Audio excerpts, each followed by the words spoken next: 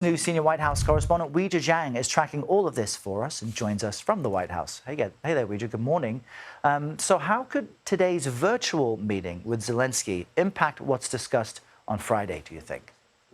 Well, obviously, Zelenskyy is not going to be at the meeting on Friday. That's going to be a bilateral meeting between President Trump and Vladimir Putin. So this really is his opportunity to make crystal clear what his red lines are, what his boundaries are, along with European allies. And essentially, they've already laid that out pretty clear, which is, he has said that his country will not cede the territory that Russia has occupied.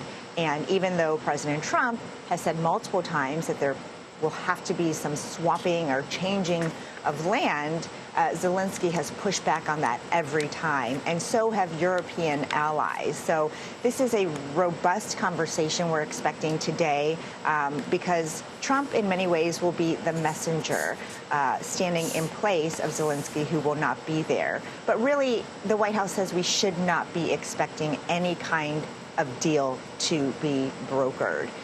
Instead, this really is what they're calling a listening exercise for Trump to hear Putin out, to see how serious he is about negotiations. You can see here that the president has already been active this morning. He posted that he will be speaking to European leaders in a short while. They are great people who want to see a deal done. And that's true. Everyone, seems to want a deal to be done. The big question mark is whether Putin really does and what he's willing to accept to make that happen, Errol. Yeah, the White House downplaying expectations, but the Ukrainian people desperately want something to happen. Another big headline we're following, President Trump set to visit the Kennedy Center today to announce this year's honorees. Our viewers may not have been keeping track of a lot of the drama behind the scenes there. What do we know?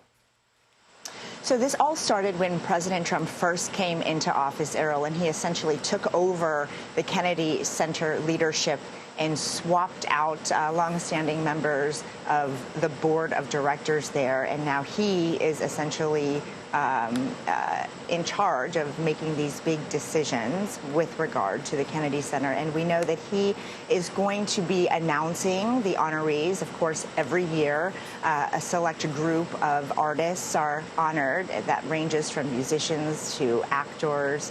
And so he will be there today to make that announcement. We know that the Kennedy Center teased a bit and tweeted or posted on X a country music icon, an Englishman, a New York City rock band, a dance queen, and a multi-billion-dollar actor walk into the Kennedy Center Opera House, ...